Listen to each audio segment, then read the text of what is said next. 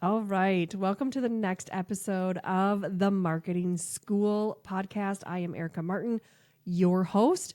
We are not only recording this right now for you, but we're also live on TikTok. So my goal is to go live as many times as possible and to help you guys and to serve you on how to grow your business. But welcome to the Marketing School podcast. Today, we are talking how to use sales psychology in your marketing. So if you are a business owner or you work for a business owner, this episode is for you. So let's talk a little bit about understanding what is sales psychology. And sales psychology really is the understanding of what customers think, feel, and reason when it comes to working with a brand or service, or however your business is.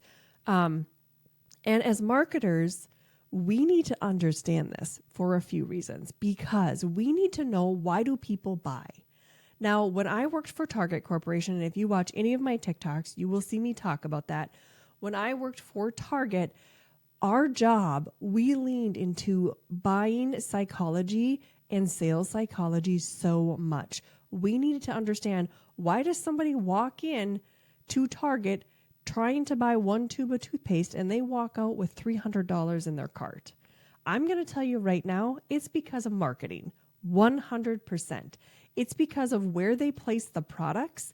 It's because we know what type of a buyer you are. We studied you. I even sat up in this, in the downtown Minneapolis store. We would sit up and watch people shop, kind of creepy, but we did.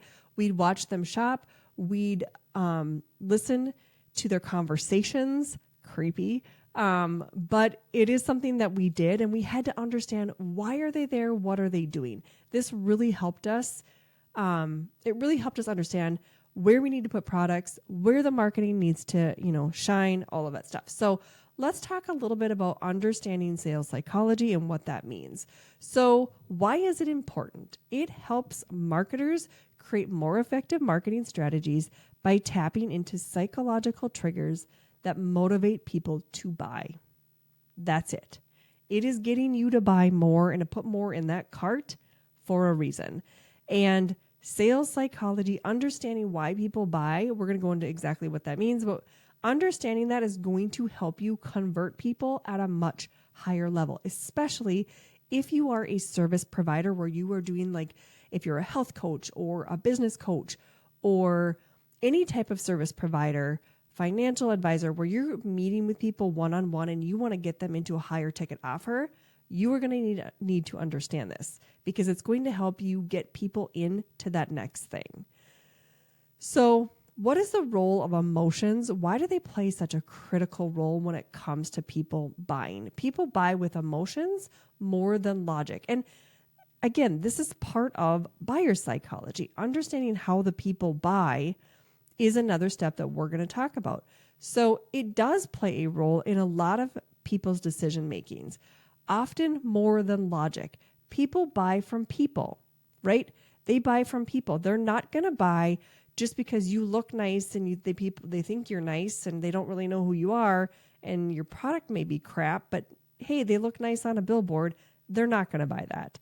They want to meet you virtually, either with video. They want to understand who you are. So the role of emotion, and if those of you joining on TikTok, I am live right now on TikTok, but I am recording a podcast on my computer, so you're going to see me bouncing around. So the role of emotion our emotions play a very critical role to decision making.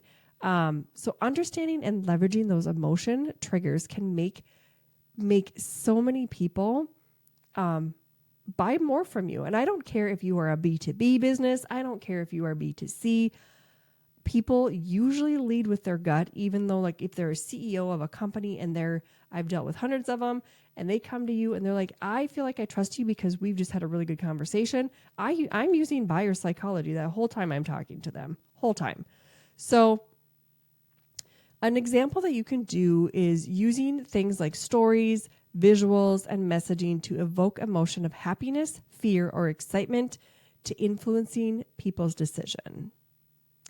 So some of the key psychological principles are And these are the 4 types of sales psychology. These are different than buyer psychology. Take note, they are different. So the 4 are reciprocity, scarcity, social proof, and authority. These are what's going to make people buy from you. These are marketing strategies. Now, different from the buyers, right? These are just strategies that we are going to use within marketing. And knowing that and how the buyer is going to buy, that's where, again, companies that come to me, we go from 100 million to 300 million in a year. That's what we do. And we lean into this. So reciprocity, it is the principle that people feel obligated to return favors or when you do something nice for them, basically. So if you do something nice, for example, how can you use this in your business? And we're talking about business owners that are at 100,000, 2, 3, 400,000. What we can do is we can give them something. This is where the lead magnet comes in, right? So getting people from your social media account over to a lead magnet where they then can feel like, oh, they gave me a really good free ebook, whatever that looks like, some kind of a lead magnet, they're going to come to you again because you gave them something. They're going to remember that. So that's how we use reciprocity in marketing. We give them something, a small gift, whatever that looks like. If you're a health coach, give them, if they want to have a 15-minute consult with you, give them a little something in order to get them on the phone. They're going to feel like, oh, I have to show up. Or if it's a 15-minute consult for a coaching business or a service provider, they're going to feel like they want to show up because, oh, you gave them something, right? So that is reciprocity. Scarcity. This is a big one. You've all experienced it, even though you don't probably know you have. This is the principle that people value things more highly when they are scared or it's limited. Now, I teach this in depth in the marketing schools. I teach this to the point where if you're going to promote an offer, what I want you to do is say, here's the offer. It's this price with whatever it is. Here's the offer. It's only good for this amount of time, and then you have to take it away. If I said, here's an offer, let me know in the next month when you want to, sign up with me, people aren't going to do that because they're going to be like, I have time. I have lots of time. Give them scarcity. Make it so it's going to be limited or there's a bonus for just a few days so you get them to buy, right? Limited offers, limited stock. Why do you think Costco does so well? They put limited amounts of things out. They probably have a whole back room of stuff and they put just a limited things. People eat that up. It's like Black Friday. It works, right? They're like, oh, we only have 12 TVs. Well, they have hundreds in the back room, but they're only going to bring 12 out at a time because it's limited stock. Exclusive access is another big one to products or services. So that's scarcity. Social proof.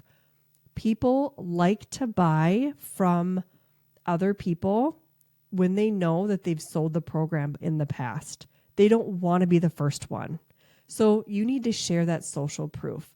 So the concept is that people look to others to determine how to behave, especially in like really uncertain situations. So testimonials will help you with social proof. Reviews, endorsements from influencers, user-generated content. I have a ton of it on my content. People don't want to be the first. So that's where you say, I've helped hundreds of clients. You talk about clients you've helped. All of that is that social proof. And last is authority. So this is the principle that people are more likely to buy or to follow the advice of someone that acts as an authority, a figure. So if you come on here and you're giving crappy advice and you are not being seen as the authority and you're like, well, this might work or you could try this, that's all language that we don't use in marketing if we're trying to build authority. You want to say, this is how it works. This is what I've done. This is how I'm going to help you go from A to B and really, really grow your business or whatever it is you're doing. You need to, look at become the industry expert. You can do this by creating social media content that's problem-aware content that focuses on the problem and then educating them how they can fix that problem. Examples are celebrities, credible sources to endorse your product or service. I've done that before. There's many different ways you can use authority. When you're talking about a small business, we're going to do things where we talk about, that you're just going to basically say, I've helped hundreds of clients do this exact one thing, and here's how we did it, showing that authority of the steps how, people are going to resonate with that better. All right, so practical applications for this. So let's create compelling marketing messages. So how to use psychology principles, incorporate emotional triggers, scarcity, reciprocity, and authority into your marketing by making sure it's more persuasive. Use storytelling, emphasize benefits, create urgency, and highlight authority figures. So if you have some celeb clients, heck yeah, let's get them on camera and tell them, hey, do some stuff for me. I'll give you a free deal. One of my clients who is in Laguna Beach, excuse me, they're in Laguna Beach area, and they have a ton of celeb clients. And I'm like, use them, use all of them. Even if, ask them, I'm sure they'll let you, unless it's a super private, topic, but ask them. Another way to use these principles is design and visuals. You want to make sure that you have effective designs that can influence persuasive and buyer behaviors using colors and fonts and layouts. So red for urgency, blue for trust, using clean, uncluttered layouts for professionalism. Pricing strategies. So people like $9.99 versus $10. And even take it a step further is like $9.97. That 97 is a trigger for people. They love that. So use things like that around. That's all psychology, right? So instead of $10, it's $9.99. I'm really good at telling my husband, I only spent $9 when it was $9.99. So use that. People like that. And, display prices when it appears more attractive. Also, if you want to really go down the sales psychology where you're like, was $100 / now $9.99, you could. People have caught on to that, but you can try it. Why not? We've used it in many, many, many campaigns. All right. So going into the buyer's psychology. So we talked about sales, right? So buyer type. So sales psychology is around when you're creating a marketing strategy and you want people to buy from you, you're using this sales psychology. So you're leveraging different tactics to get people to buy. So that's reciprocity, scarcity, social proof, and authority. Now let's talk about the buyer types. Now, these are who we are as consumers, right? And this is based on the types of people and their purchasing behaviors, their preferences and psychological traits. These types help marketers tailor their strategies to meet specific needs and motivate different consumer segments. So the common types of buyers are analytical, amiable, expressive, and driver. Now think about what you are. I am kind of a combo, and I've thought about this many, many times. I am a combo. I'm somewhat analytical. I'm somewhat driver, and I'm expressive too.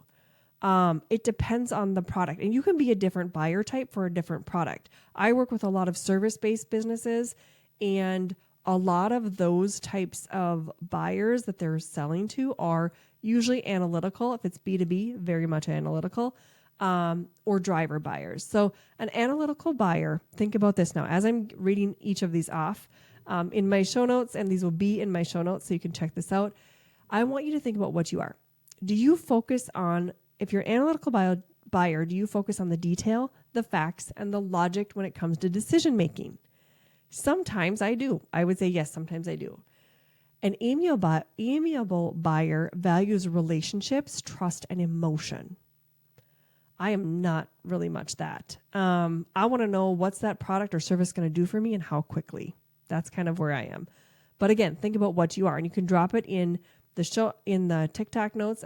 TikTok, if you're still here and you're live, we are talking about buyer psychology. The expressive buyer, they seek excitement, recognition, and new experiences. And driver buyer, they prefer efficiency, result, and directness. They want to know, how are you going to get them from A to B the fastest way possible?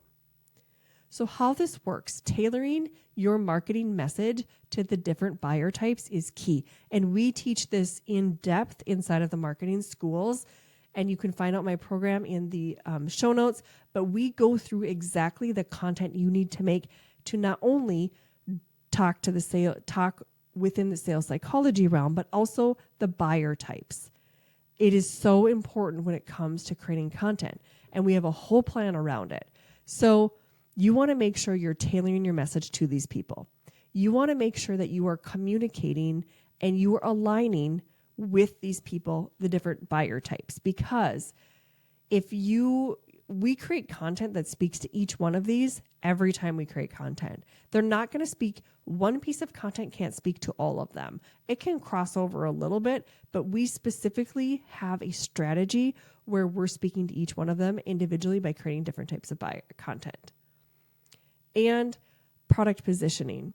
Positioning products in the way that appeals to the motivation and pain of different buyers. So, how does this all work together? Combining insights from sales psychology and buyer types help marketers understand the deeper motivations behind purchasing decisions. It helps you tailor your message by getting people to understand exactly what they're going to get from you, and you then can understand how to speak to them and highly personalize your message. This also enhances user engagement, and using both concepts allow more engagement and relevant interactions with potential customers. It also helps you optimize funnels. Every single sales funnel out there is leaning into a buyer type, whether you like it or not, but it is. So that helps you optimize as well.